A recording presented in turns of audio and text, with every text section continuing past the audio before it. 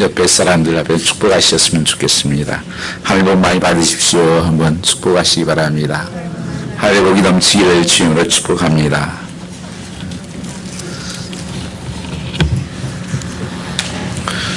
요즘 날씨가 이렇게 좀 고르지 못하고 이렇게 변덕이 심해서 몸이 연약한 분들이 좀 많이 있는 것 같습니다. 여러분, 이번 여름에 건강도 잘 챙길 수 있기를 부탁을 드리겠습니다. 베드로전서는 이렇게 시작을 합니다. 흩어진 나그네에게 편지한다, 이렇게 말씀하고 있습니다.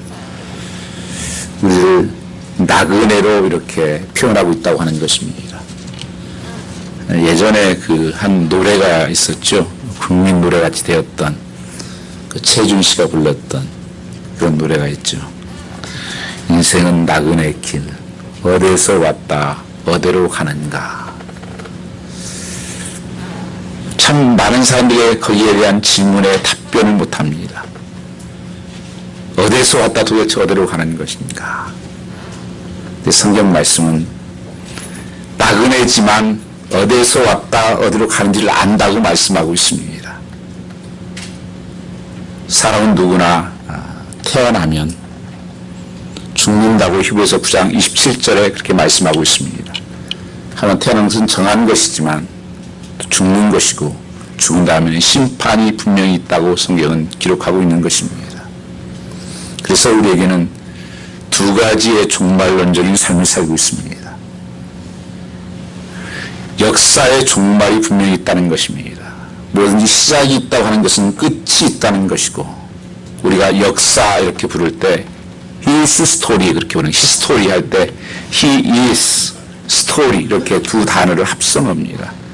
바로 예수 그리스도 그분의 스토리라는 것입니다. 그래서 우리가 2017년 이렇게 하면 딱 맞는 건 아니지만 어떤 그 기준은 된 겁니다. 예수님이 오신 것이 2017년이 됐다. 이렇게 역사 속에서도 나타나고 있는 것입니다.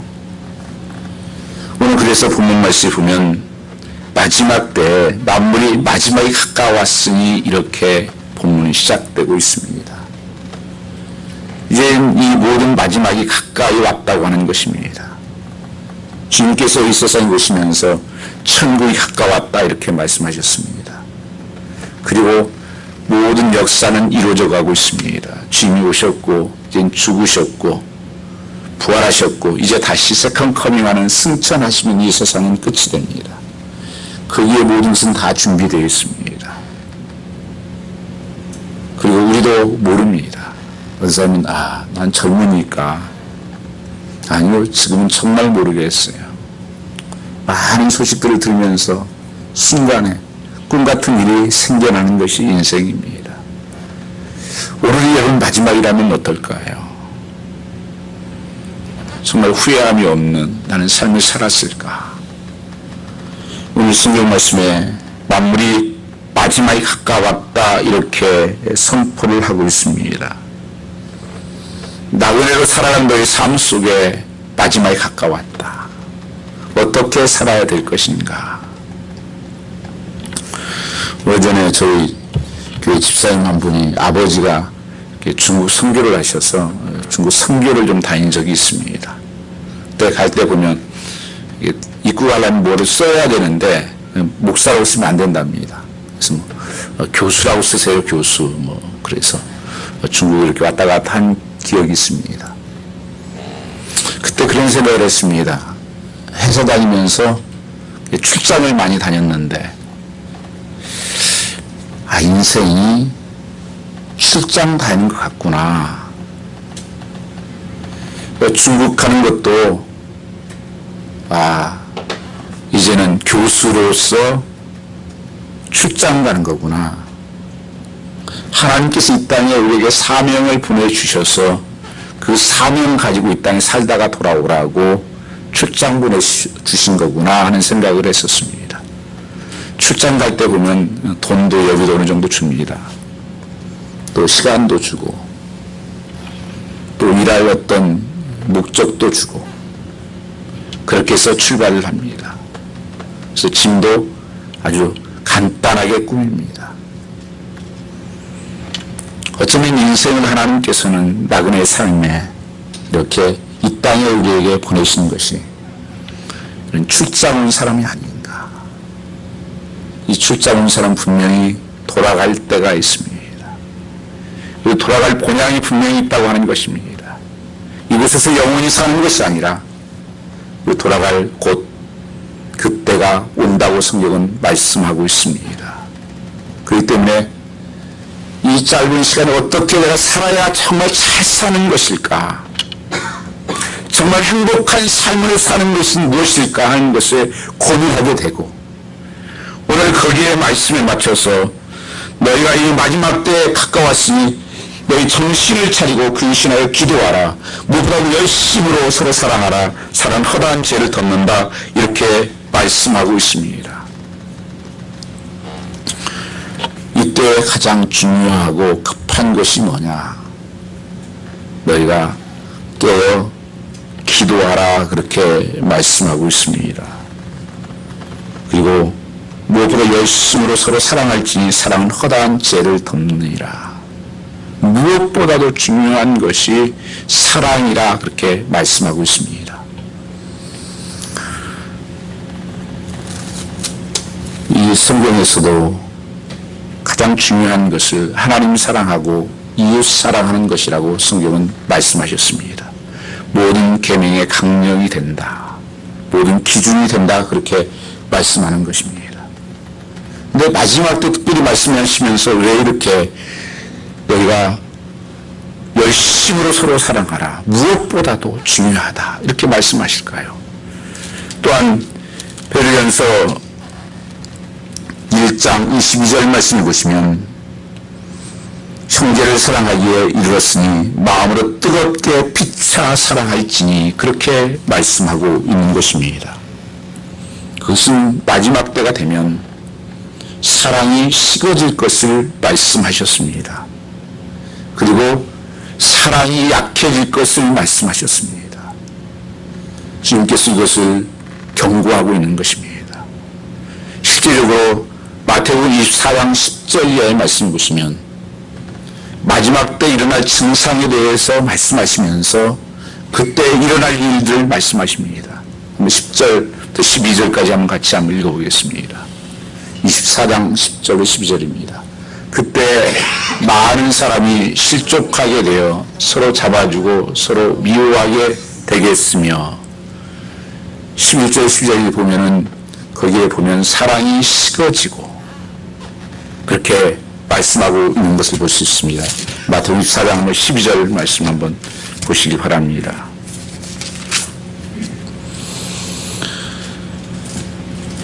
(12절) 말씀을 보시면 불법이 성함으로 많은 사람의 사랑이 식어지리라.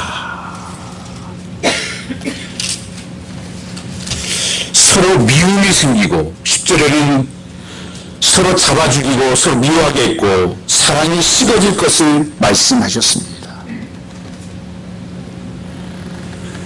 또한 디모데후서 3장 말씀을 보시면 말세에 일어날 징조를 말씀하시면서 두 가지를 특별히 사랑하게 될 것을 말씀하십니다. 거기에 보면 3장 1절 말씀에 사람을 사랑하게 되고 돈을 사랑하게 될 것이다. 그러니까 하나님 사랑하고 이웃 사랑할 것이 바뀌어져서 나를 사랑하는 거예요. 그래서 다 나. 그리고 돈을 사랑하게 될 것이다. 이것이 마지막 때 증상이라 성경은 말씀하고 있습니다. 왜 이것이 이렇게 중요한 것인가? 여러분, 이 사랑이 식어지면 하나님이나 대신 사람 대신 나를 사랑하고 물질을 사랑하게 될 때 나타난 것이 뭐냐? 하나님의 축복이 흐르지 않는다는 것입니다. 많은 사람들이 예수 믿고 원하는 것이 뭡니까? 변화되는 것입니다. 고린도서 5장 17절 말씀에 그런즉 그리스도 안에 있으면 새로운 피조물이라 이전 것은 지나갔으니 보라 새 것이 되었도다. 예수 믿고 가장 중요한 것이 변화입니다.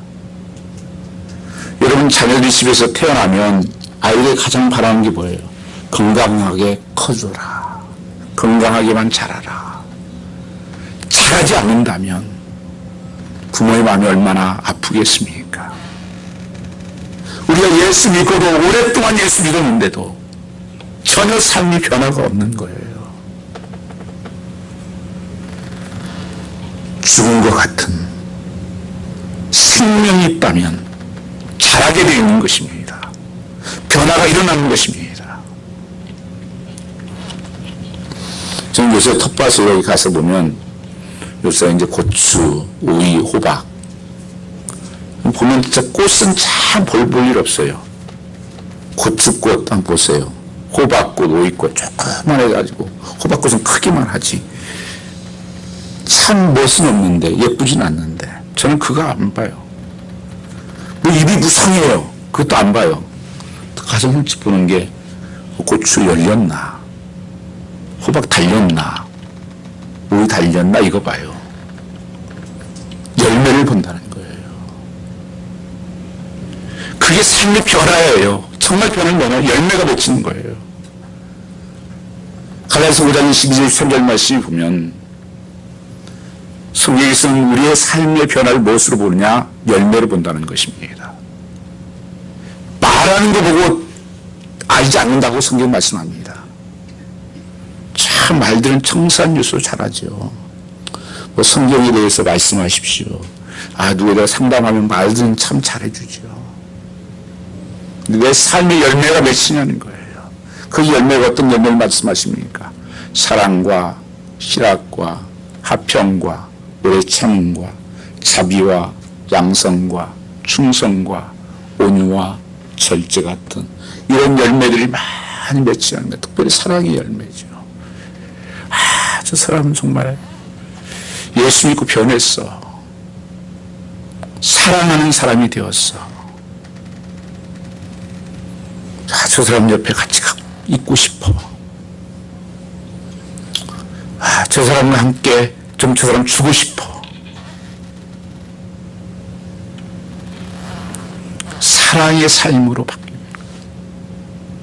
이 변화를 하나님께서 말씀하시는데 근데 예수를 오래 믿어도 왜 변화가 안 일어나냐? 저에게도 질문이에요. 이제 설교도 할 만치 했는데 말씀을 읽었는데 왜 그렇게 타무스럽게 변화가 느린가? 왜 그럴까요? 그것은요 마음에 상처들이 있어서 그렇습니다.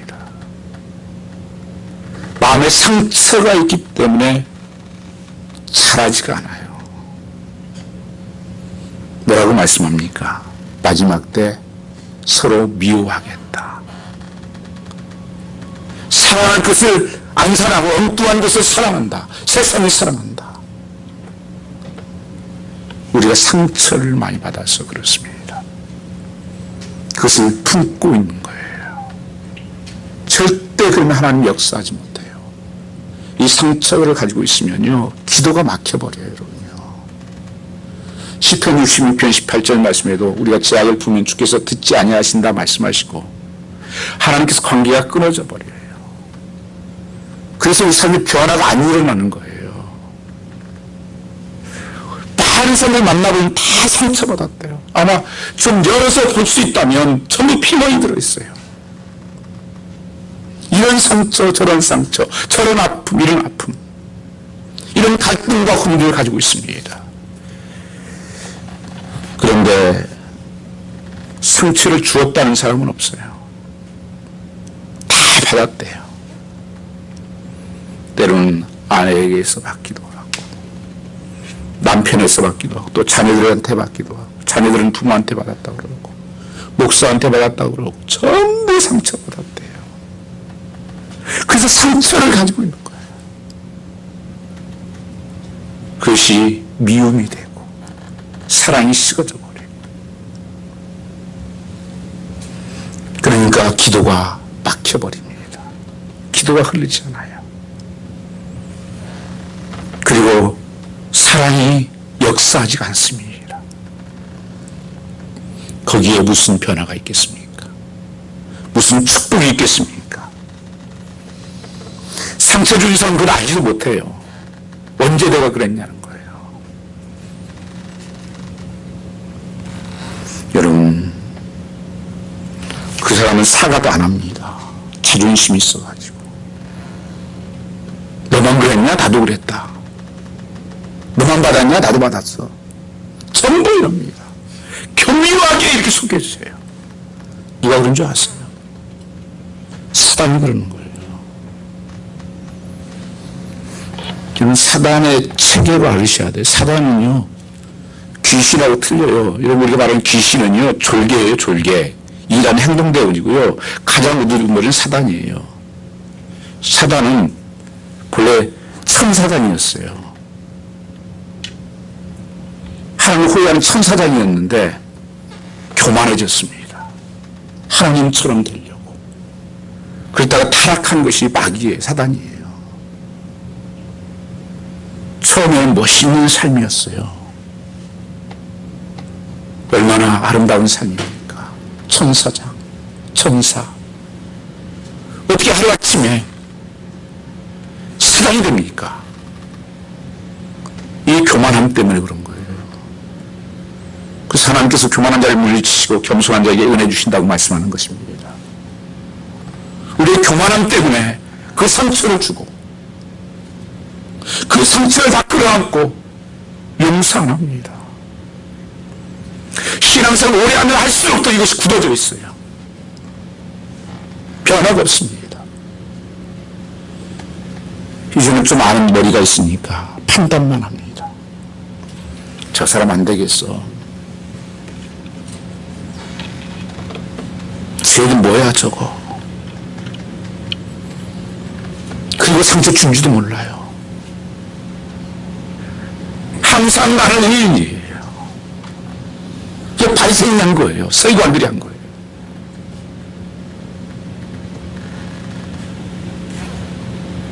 거룩해 하지. 거룩은 좋은 거지만 사랑을 잃어버리면 안 되는 것입니다. 이 사랑을 잊어버린 겁니다. 그리고 이 상처를 그대로 품고 있는 것입니다. 그래서 늘 분노가 마음에 품고 있어. 예수 안 믿는 사람은 술 한잔 먹고라도 풀더니만 예수 믿는 사람들은 마음이 좁아져 가지고요. 그거 하나를 못 풀어내는 거예요. 그러니 하나님의 변화가 어떻게 일어납니까? 어떻게 축복이 일어납니까? 저 수련회에서 그런 말씀을 요한복음 13장에 나타난 말씀이죠. 우리의 가장 중요한 것은 하나님을 사랑하고 마음을 다하고 성품을 다하고 힘을 다해 주 너의 하나님을 사랑하라. 내 이웃을 내 몸처럼 사랑하는 것이다. 이것이 성경의 강령이다. 하나님을 예배하는 표현을 나타나는 것은 뭐냐면 예배예요. 그런데 이 예배가 안 드려지는 것입니다. 하나님께서 어떻게 말씀하셨습니까? 예배 드리러 왔다가 누구가 원망 들을 만한 일이 있든지 상처를 준 말이 생각나면 시험을 주었으면 먼저 가서 하야하고 가서 예배를 드려라. 그래야 내가 그 예배를 받겠다 말씀하는 것입니다. 가장 우리의 중요한 것이 뭐 예배예요. 그게 사랑이 나타나는 거예요. 마음을 다하고 힘을 다하고 온 힘을 다해 예배하는 거예요. 예배를 통해 사람의 변화가 일어나고 능력이 부어지고 축복이 부어지는 것입니다. 그러니까 예배가 형식이 되는 거예요. 참 쉬워하는 거예요.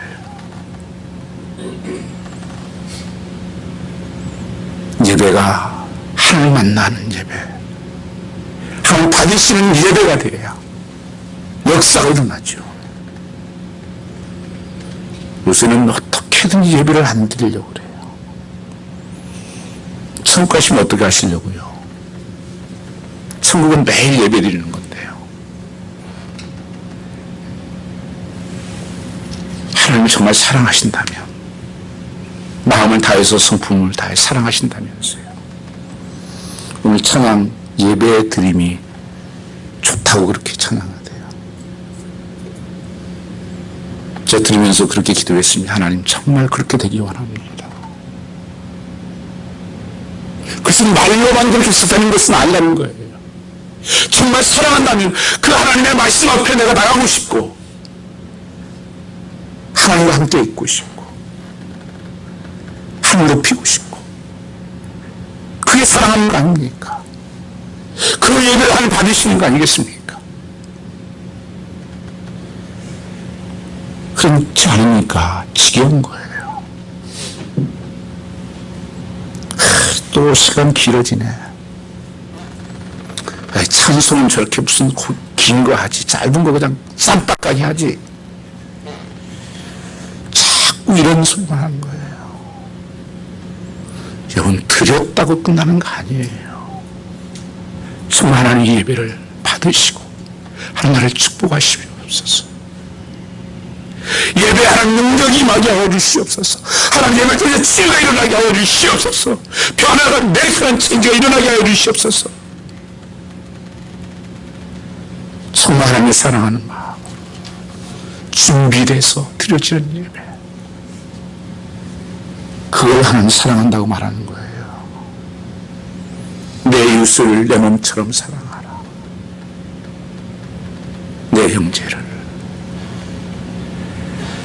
그래서 이민 살면서 보니까 가정마다 서로 형제들끼리라든지 갈등이 없는 데가 거의 없어요. 그러면서 형제고 가족이래요. 어떤 분은 저 이제 상처를 좀 받고 보니까 트라우마가 생긴 거예요.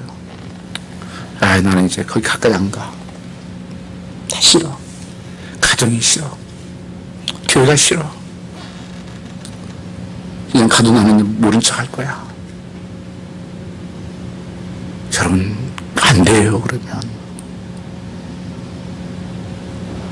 그 가정에서 하나님의 축복과 은혜가 흘러오는데요.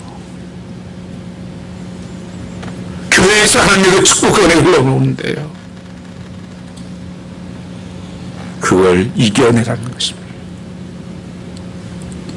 그래서 성경에서 마지막 때에 뭐라고 말씀하십니까? 무엇보다도 열심으로 서로 사랑할지니, 서로 뜨겁게 사랑할지니. 이 베드로 사도, 베드로전서를 쓴 베드로 사도는 여기 실패했던 경험이 있었던 사람입니다. 내가 주님이 죽을지언정 나는 부인하지 않겠습니다. 그랬던 베드로가 3번씩이나 부인하고 도망갔다가 주님이 찾아왔을 때 주님이 물었던 게 그거예요. 너 Do you love me more than this? 넌 아직도 나를 다른 것보다 사랑하느냐? 3번을 물었습니다. 베드로의 사랑이 실패했던 사랑이었어요. 그리고 이 베드로 서술을 쓰면서 베드로 사도가 권면하고 있는 것입니다. 무엇보다도 서로 사랑할지니, 뜨겁게 피차 사랑할지니. 여러분 가정에 이 사랑이 흘러야죠. 교회의 사랑이 흘러야죠. 그래야 복이 임하는 거예요. 그런데 왜? 그러면 어떻게 이것이 치료되는가? 기도가 막혀버리고 사랑이 막히면 그건 하나님께서 함께하지 않으세요. 에베소 교회 첫사람을 이어버렸다고 하나님께 촛대로 옮겨버렸습니다. 우리끼리 장구치고 북치고 하는 거예요. 하나님께서 무엇으로 치료한 줄 아십니까? 그것이 고난이라는 것으로 치료합니다. 이걸 고치기 위해서 우리에게 환난을, 불같은 시험을 주는 거예요. 이거 아니면 못 고칩니다, 여러분요.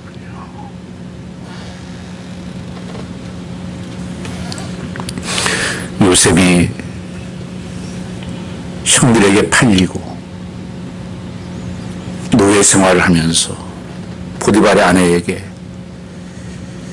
억울하게 감옥에 가게 되고 수많은 상처를 받은 사람입니다.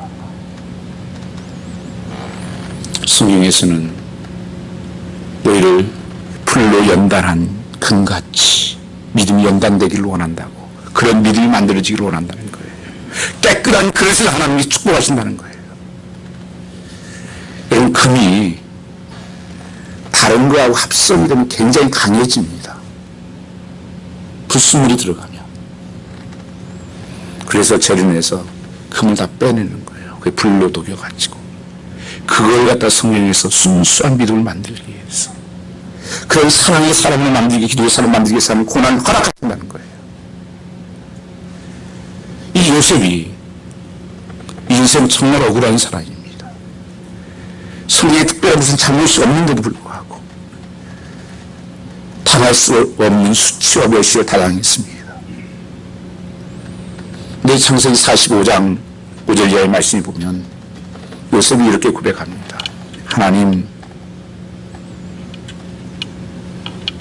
형들이 나를 파는 것 아니고 보디발의 아내가 나를 고난 준 것이 아닙니다.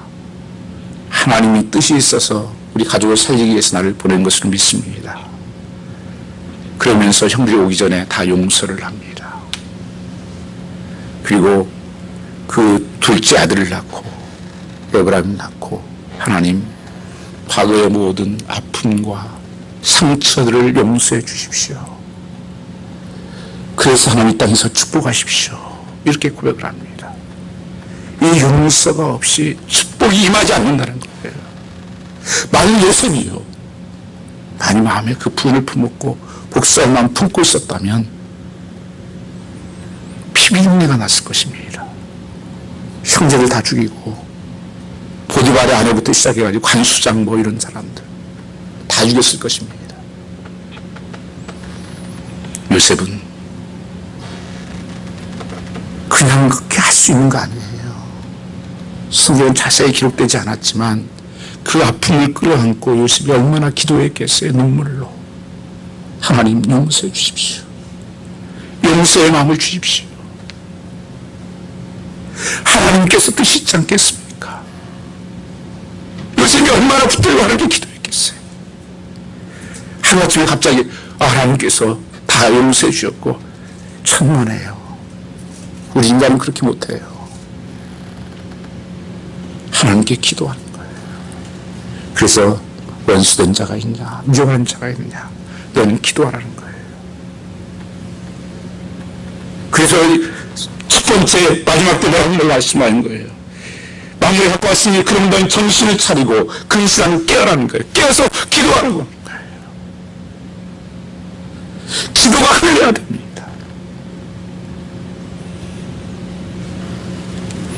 요셉이 용서를 하는 것입니다.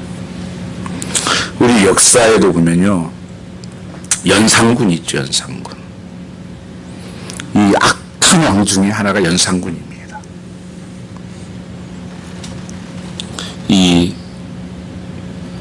페리윤 씨, 자기 어머니가 나중에 살해된 것을 알게 됩니다.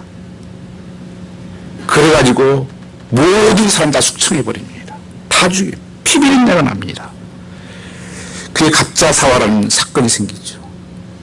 그뿐 아니라 그 방탕한 생활을 하기 시작합니다.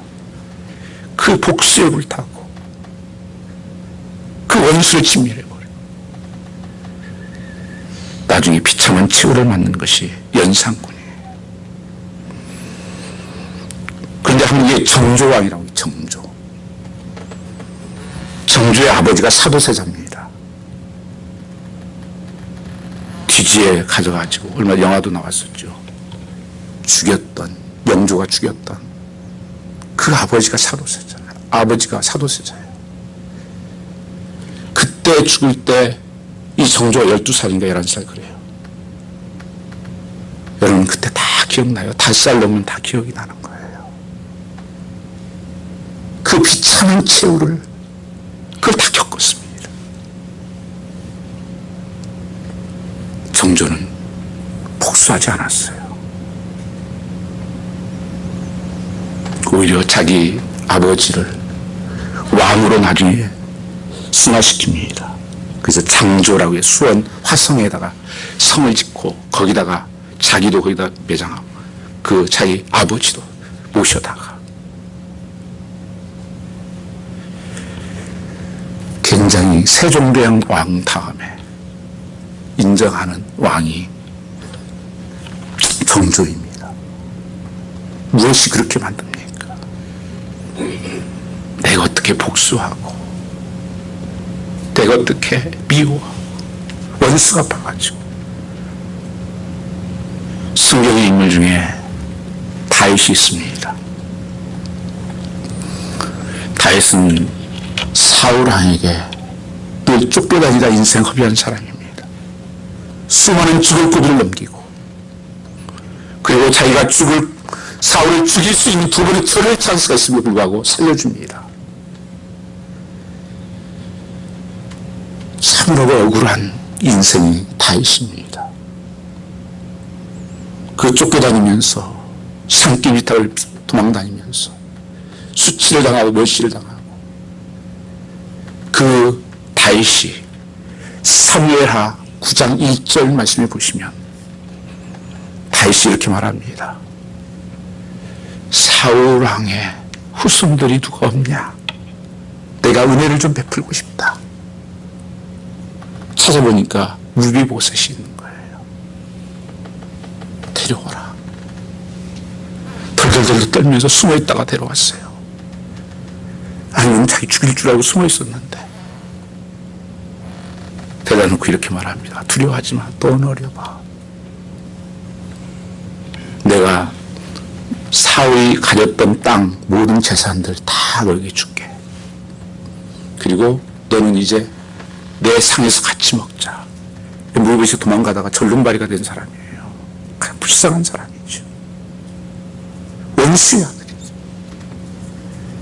다윗이 멋진 삶을 살아가는 것이, 다윗은 가장 위대한 왕입니다. 여러 가지 죄를 범하고 다윗도 실패한 인생을 살았지만 그의 삶의 어목이 되었던 것은 그 하나님의 사랑을 가지고 있었던 분이에요. 하나님 말씀을 따라 살았던 사람입니다. 죽일 수 있는 고비를 있고 제자들이 죽여야 된다고 그럴 때도 하나님 말씀에 하나님의 기름 부은 사람을 우리가 죽이면 되냐? 그럴 수 없다. 내가 죽어도 절대 그럴 수 없다. 끝까지 다해서 내 형편과 상황 따르지 않고 하나님 말씀 따라서 살았던 다윗을 지금도 가장 위대한 마음으로 칭송을 하는 것입니다. 우리가 살아가는 삶 속에서 여러분, 정말 우리 교회가 이 마지막 때에 사랑하는 교회가 되기 원합니다. 우리 교회는 누가 오든지 간에 사랑으로 안을 수 있는, 정말 저 교회는 사랑이 넘쳐. 우리 가지는 사랑이 있어. 그래서 예수님도 그랬잖아요. 사랑이 넘쳐서 제자들은 야 가, 너희들은 가라, 가. 애들은 가. 예수님한테는 오고 싶어 했어요. 같이 있고 싶어 했어요. 안아주시고. 오늘 수마교회가 이 상처받은 많은 영혼들, 절망과 어려움 속에 있는 많은 영혼들을 사랑할 수 있는, 그리고 기도할 수 있는, 우리가 정신을 차려서 기도해야 됩니다. 기도하지 않으면 절대 되지 않아요, 여러분요. 기도가 막히니까 아무것도 안 되는 거예요. 이 상처들을 하나님 만져주십시오. 그래서 어떤 이 고난이, 고통이 여러분, 이 상처를 치유하는 거예요. 내 삶이 왜 이렇게 나는 참 어렵고 참 막혀있나. 하나님이 그 상처를 치료하기로 원하세요. 그거 가지고 붙들고 기도하다가 하나님 나를 사랑했구나, 하나님 나와 함께 하시는구나,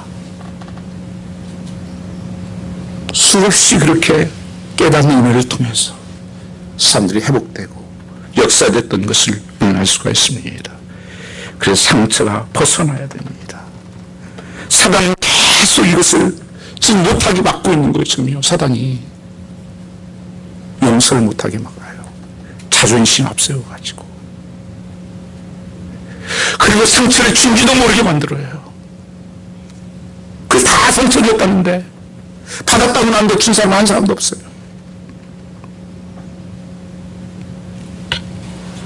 오늘 주님이 우리를 새롭게 하시기를 원합니다. 그래야 여러분 서로와 원망이 없는 거예요. 이런 상처가 있으니까 상처 가지고 섬기고 사역을 하니까 원망만 생기는 거예요. 거기에서 9절 말씀 같이 읽겠습니다. 9절입니다. 서로 대접하기를 원망 없이 하고. 이스라엘 백성들이 다 망한 이유가 뭡니까? 불평 원망이에요. 내가 상처가 있으니까요. 건들기만 하면 그냥 나오는 거예요, 그게. 또 찔러. 그리고 원망이에요. 이스라엘 백성들이 계속 노예 근성으로 사는 거예요. 조금만 먹을 게 없으면 먹을 게 없다. 목이 마르다. 애 고기 안 주냐. 계속 원망이에요. 그렇죠. 만나갖고 꿀소리가 좀 맛있다고 그러면 조금 먹으니까 질리니까 왜 이렇게 맛없는 것을 기름에 튀긴 것 같은 거 주냐고. 맛없다고 불평하고 원망하고. 왜? 그 사랑이 없으니까 그런 거예요. 기도가 없으니까 그러는 거예요. 그래서 모세 엄마하고 하나님 엄마가 그래서 다 죽었어요. 하나님께서 그들 너희는 안 되겠다. 너희 말한 대로 내가 들어줄게. 무섭습니다, 여러분요. 집에서도 이 원망하고 병하는 것 가장 악한 거예요. 이게 상처 때문에 그러는 겁니다. 너는 원망 없이 하라. 주님 오실 때가 가까웠다고 성경은 말씀하십니다. 마태복음 24장 37절 말씀을 보면 주님 오실 때를 노아 때와 같이 인자 이맘도 그러하리라. 홍수전에 노아가 방주에 들어가던 날까지 사람들이 먹고 마시고 시집가고 있으면서 홍수가 나서 죄를 다 멸하기까지 깨닫지 못하였으니 인자 이맘도 이와 같으니라. 지금 이 시대의 관심이 다 어디에 있습니까? 자기 사랑, 돈 사랑, 쾌락 사랑, 이거예요. 주님이 오시 홍수 나기 설 때까지 멸하기까지 깨닫지 못했다는 거예요. 눈이 어두운 거예요. 사단이 이렇게 만들어 놓는 거예요, 지금이요. 이 시대를 여러분 조금 있으면 가을이 올 것을 알듯이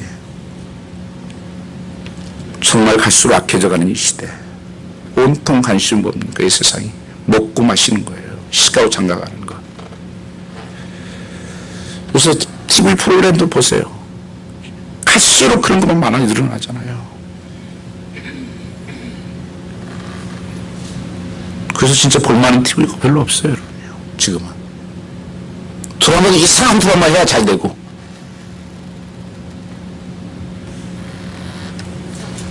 마무리 가까웠다. 너희가 깨어서 정말 이제는 기도할 때가 되었다. 그렇게 말씀하십니다. 주님도 사시면서 새벽 미명에 한적한 곳에 가서 늘 기도하셨다. 또는 밤을 새면서 통곡을 하면서 기도하셨다. 그렇게 말씀하고 있는 것입니다. 여러분, 우리 교회가 또 참 기도에 힘쓴다고 나름대로 저 생각을 하고 있지만 참 하나님 보실 때 안타까울 때가 너무 많습니다. 여러분, 기도 흉내내는 거 아닙니다. 쇼하실 필요 없습니다.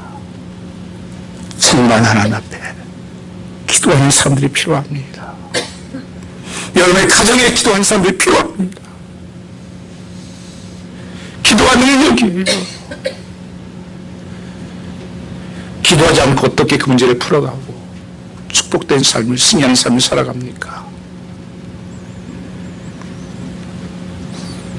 그렇게 하지 않는 것은 다 무너지게 되어 있습니다. 10절, 11절 말씀 같이 한번 읽어보겠습니다. 10절, 11절입니다. 각각 은사를 받은 대로 하나님의 가장 은혜를 받은 선한 청지같이 서로 봉사하라. 만일 누가 말하려면 하나님의 말씀한 것 같이 하고 누가 봉사라면 하나님이 공급하신 힘으로 하는 것 같이 하라. 이는 범사의 예수 그리스도로 말미암아 하나님의 영광이 세세에 있습니다. 그의 영광과 권능이 세세에 무궁토록 있느니라. 아멘. 그럼 교회 봉사하고 섬기면서 가장 시험이 많고 환난이 많은 고통이 어딘 줄 아세요? 교회 성가대 찬양되고 그 다음에 그 음식 봉사 안 됩니다. 이건 모든 교회들의 공통적으로 나타나는 것이에요. 거기에 가장 시험이 많아요. 왜냐하면 사단이요, 찬양하는 곳에 영적 전쟁이 가장 심한 것이에요. 절대 내 힘으로 뭐 안 됩니다. 정말 하나님 앞에 기도하고 그 찬양이 내 찬양되고 내 고백되고 하나님 받으시옵소서. 그 찬양이 안 되면요, 그 하나님 받으시지 않으세요. 안 받으시면 갈등이 생기는 거예요. 그 팀에. 음식도 마찬가지입니다. 왜 하는 겁니까? 하나님 예배를 잘 드리게 해주십시오. 음식을 왜 하는 거예요? 하나님 음식을 통해서 하나님을 더 예배할 수 있는 교회 공동체가 되게 해주십시오. 찬양을 통해서 더 하나님을 예배하게 해주십시오. 정말 기도하면서 나의 고백이 돼야 되고 나의 헌신이 되고 청지기 같이 하라 그래요. 서로 봉사하는 청지기. 그건 뭐 하나님 주신 은사로 내가 하는데 사용되는 것이 얼마나 기쁜가, 감사한가. 여러분 할 사람이 없어서 시킨 줄 아십니까? 아니에요. 이 설교고 할 사람이 없어서 목사를 승진하십니까? 이 노른 목사도 수없이 여기 많이 있어요. 설교할 사람 많아요. 하나님께 감사한 거예요. 하나님, 내가 하나님 말씀을 증거하셨다니 그 사명 주셔서 사용되게 하시니 감사합니다. 쓰임받을 수 있어서 감사합니다. 여러분 음식 하나 알고 쓰레기 하나 주는 것도 청지기라고 하잖아요. 청지기를 스토어드시면 그 하나님께서 내게 사명으로 맡겨주셨다는 거예요.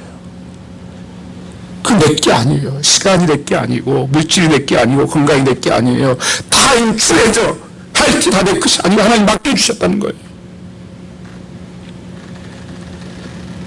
제가 출장 왔다 그랬잖아요. 하나님께서 그거 가지고 잘 써라 출장 보내주세요.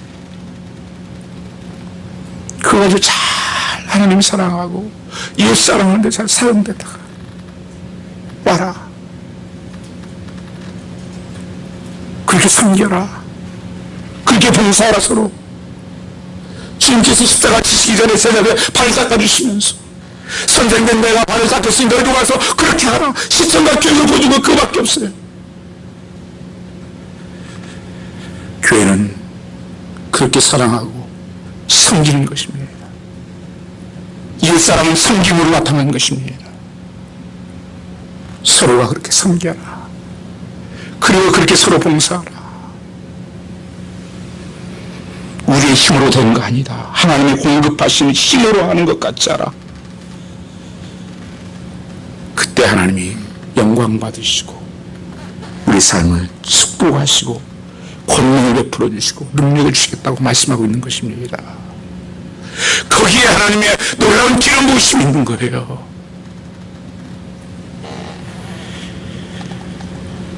그렇지 않으면 영광 받으시 않습니다. 내게 능력도 안 돼요. 축복이 안 돼요. 그래서 안타까울 때가 많아요. 여러분 자녀들에게 그러잖아요. 저렇게만 조금만 바꿨으면 좋겠는데 그럴 때 많으시잖아요. 하나님이 저에게도 그러실 것 같아요. 왜냐면 저도 그럴 때가 많거든요. 성도들에게 참 열심히 하는데 저 우선순위가 좀 바뀌었으면 좋겠는데 그래서 하나님께 그런 기도를 드렸습니다. 하나님 좀 편하게 저에게는 좀 말씀해 주셨으면 좋겠습니다. 여러분 믿음의 선배들이라든지 신앙의 동료라든지 교회 교육자들이 여러분에게 편하게 말씀할 수 있는 분이면 정말 복된 사람이에요. 잘못 가고 있는데도 말을 못하는 것은 왜 그런 줄 아십니까? 시험 들까 봐서, 상처받을까 봐서. 근데 그것은 불행한 일입니다. 자기는 다 옳은 줄 알아요. 말하는 옳은 줄 아니에요. 하나님, 저게도 그렇게 기도했어요. 하나님 좀 편하게 말씀해 주십시오. 하나님. 저 목사 좀 얘기하면 저는 도망간다고, 안 한다고 또 포기하고. 아니요, 하나님 편하게 말씀해 주세요. 하나님 하고 싶은 거 말씀하세요. 내 힘으로 하지 말라는 거야. 내 힘으로 하면 지치게 되고요. 내 힘으로 하면 좀 잘하면 우쭐하게 되고, 못하게 되면 좌절하고 낙심하는 거예요. 그래서 하나님의 힘으로 하라고 말씀하십니다. 그럼 하나님 영광 받으시겠다고. 영광이 임하는 예배, 영광이 임하는 삶, 영광을 보는 삶, 이걸 미치는 거예요, 여러분요. 이걸 보면 미치는 거예요, 사람이요. 그래서 하는 거예요. 거기에 하나님의 능력이 부어집니다. 축복이 임합니다. 그래서 섬김이 축복이 되는 거예요. 절대 부족하지 않습니다, 여러분요. 하나님 말씀에 따라서 성인 하나님께서 사람이 없어 그렇게 시키는 거 아니에요. 축복해 주려고. 하나님께서 능력을 부어주시려고 우리를 부르시고 그를 맡기신 것입니다. 우리가 충성스럽게 이 사명을 감당하는 삶을 살아야 됩니다. 우리 소망의 교회가 정말 하나님을 사랑하고 이웃을 사랑하는 이런 축복된 교회가, 아니 우리 한 사람 한 사람 그런 삶으로 되어지기를 주님으로 축복합니다. 우리 찬양